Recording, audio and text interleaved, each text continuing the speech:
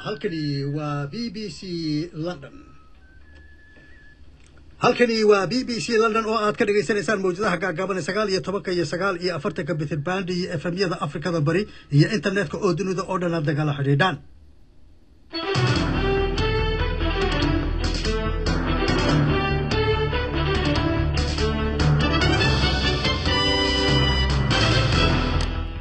وتهاي إذا عدا كوب لونه جمهورية جيبوتي وشلي لقى حسين سند جوردي كلبي صدنا ذاك سوريكتي مالنتي مدح بنانيدا أما جواني ماذا دالك سوق قاطي دالك فرانسيسكا مناصرة داسية أيه واحد الكلشيدي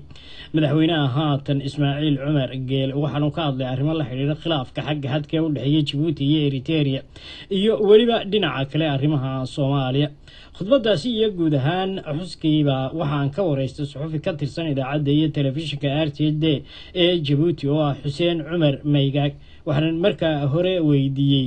bal in uu iiga xog waramo sida xuskii shalay uu dhacay guud ahaan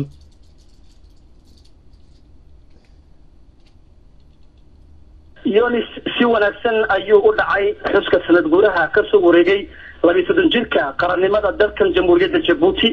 waxaan hormood ka ahaa madaxweynaha jamhuuriyadda ahna gudoomiyaha golaha xukuumadda mudane Ismaaciil Cumar Gelle waxa kale oo joogay ra'iisul wasaaraha dalka Dileita Maxamed Dileita wasiirka difaaca Uhuru Kifle Ahmed xubnaha xukuumadda Djibouti gudoomiyaha golaha baarlamaanka Idris Arnaoud Ali waxa kale oo joogay kasoo madaxweynaha reer Djibouti وفود كسعودي ودمada Djibouti yihiin saaxiibada sida Japan Faransiiska iyo Soomaaliya dabaaldeguna iyo si wanaagsan ayuu dhacay waxaana lagu bilaabay ugu horeyn astaanta qaranka jamhuuriyadda Djibouti kasoo dabaaldega military uniso waxa xubinta ugu muhiimsaneed xafladaasi ahayd xafladda gudoonka ee sabadka guriga madaxtooyada ee dalkan jamhuuriyadda Djibouti xafladaasi oo mid madaxweynaha jamhuuriyaddu uu ku sharfo ummadda reer Djibouti iyo madaxda degan dalkan jamhuuriyadda Djibouti waxa kale oo joogay mas'uuliyiin ama diblomaasiyiinta wadamada caalamka u fadhiya Djibouti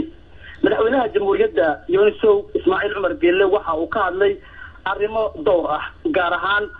xaaladda iyo waliba tabaqaaqa horumarka ee dalkan jamhuuriyadda Djibouti waxa kale oo madaxweynuhu uu ka hadlay arrimaha ka taagan degmada Yunis marka maxaa kamid ahaa khudbadaasi madaxweynuhu u jeediyay ee uu dadweynaha Djibouti iyo caalamka iyo diblomaasiyiinta ka soo qayb gashay jeediyay waxyaabaha uu ka hadlay ee gaar ahaan haddii mesela aan soo qaadnay Djibouti Eritrea Soomaaliya geeska Afrika maxaa kamid ahaa Yuniso waxa kamid ahaa ugu horeyn madaxweynaha jamhuuriyaddu aad uga hadlay xiisadda degmada Domeera ee ka dhaxaysa labada dal ee jaarka dhinaca waqooyiga dalka waxa weeye Eritrea iyo Djibouti madaxweyne Ismaaciil Cumar Gelle waxa uu hoosta ka xariiqay oo ugu baaqay beesha caalamka in la soo dedejiyo ciqaabtii la saarayay taliska wadanka Eritrea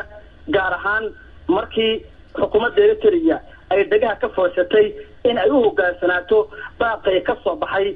golaha ammaanka ee qaramada midoobay oo dhigayay in Eritrea ay ka laamato xuduudda Djibouti hadalkii madaxweynaha jamhuuriyadda Yunisow waxa kamid ahaa dhibaatooyinka wadanka Soomaaliya waxa kamid ah gardarrada ragga saarkina ee Eritrea ay ku sameeyeen Ethiopia ay ku sameeyeen Soomaaliya ay ku jiraan Yemen ay ku sameeyeen كما تقول إن الله تعالى وتقوم به لومي تقوم به لومي ومدوني ورقية madaxweynaha jamhuuriyadda Djibouti waxa uu soo jeediyay ammaan iyo dhiirigelin geesiyada ciidanka dalka jamhuuriyadda Djibouti oo muujiyay niyad wanaag iyo wadani jacayl oo iska difaacay ciidanka ku soo duulay marka dhinaca Soomaaliya iyo xaaladaha imika ka taagan muxuu ka yiri madaxweynuhu khudbadda madaxweynaha jamhuuriyadda Djibouti Ismaaciil Cumar Gelle ugu talagalay maalinta qarannimada jamhuuriyadda Djibouti waxa uu si gaar ah uga hadlay arrinta dalka Soomaaliya waxaana madaxweynuhu ka muujiyay walwal xaaladda waqtigan xaadirka Soomaaliya ay ka gudbayso waxaana uu yiri Soomaaliya inta ma ka soo hadalay xaaladda labaatanka sanada way soo bedelisay qodobada heerkii soo dhoobay maanta waxay joogtaa meel xalisa ayay joogtaa waxa ka horyeelay waddanka loo adeegay madaxweynaha jamhuuriyadda Djibouti waxa uu jeediyay cambaarayn kooxaha seeflaboodka ee ka wada qabka iyo qalalasaha dalka Soomaaliya madaxweyne Ismaaciil Cumar Geelle waxa uu ku tilmaamay wax laga xumaado dilka foosha xun ee loo geysanayo madaxda dawladda iyo waxgaradka Soomaaliyeed mar haddii aad sheegtay in markaa Xuseen wufuud badan ay dibadda ka timid caalamka kale iyo dalalka gobolkaba dhinaca Soomaaliya ciidama ka timid oo ma ka joogtay